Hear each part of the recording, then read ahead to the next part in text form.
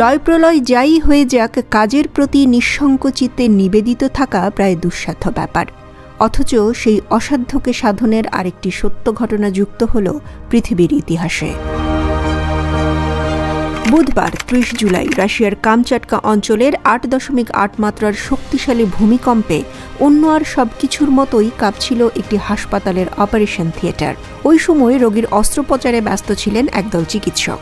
অথচ কোনো রকম ভয় বা আতঙ্ক না দেখিয়ে, ছুটে বেরিয়ে না গিয়ে শান্তভাবে কাজ চালিয়ে গেছেন তারা।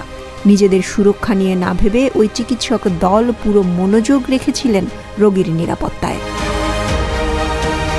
রুশ সংবাদ মাধ্যম আরটির প্রকাশিত এক ভিডিওতে দেখা যায় ৪ জন চিকিৎসক একটি অপারেশন থিয়েটারে এক রোগীর অস্ত্রোপচার করছিলেন। এ সময় হঠাৎ করেই শুরু হয় ভূমিকম্প। কাঁপতে থাকে পুরো ঘর, যন্ত্রপাতিগুলো নড়তে থাকে। এরপরও চিকিৎসকরা স্থির থাকেন এবং অপারেশন চালিয়ে যান।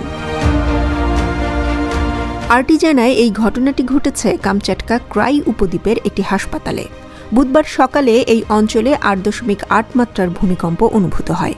এর কিছুক্ষণের মধ্যে আরও দুটি আফটার শক হয়, ৬.৯ মাত্রার এবং ৬.৩ মাত্রার।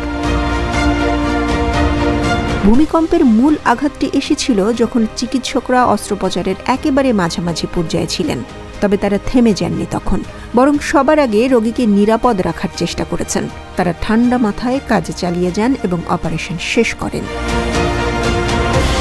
রাশিয়ার স্বাস্থ্য মন্ত্রণালয়ের বরাত দিয়ে আরটি জানিয়েছে, সার্জারিটি সফলভাবে শেষ হয়েছে এবং রোগী পুরোপুরি বিপদমুক্ত। চিকিৎসকদের এই পেশাদারিত্ব এবং সাহসিকতা সামাজিক যোগাযোগ মাধ্যমে প্রশংসা কুড়াচ্ছে।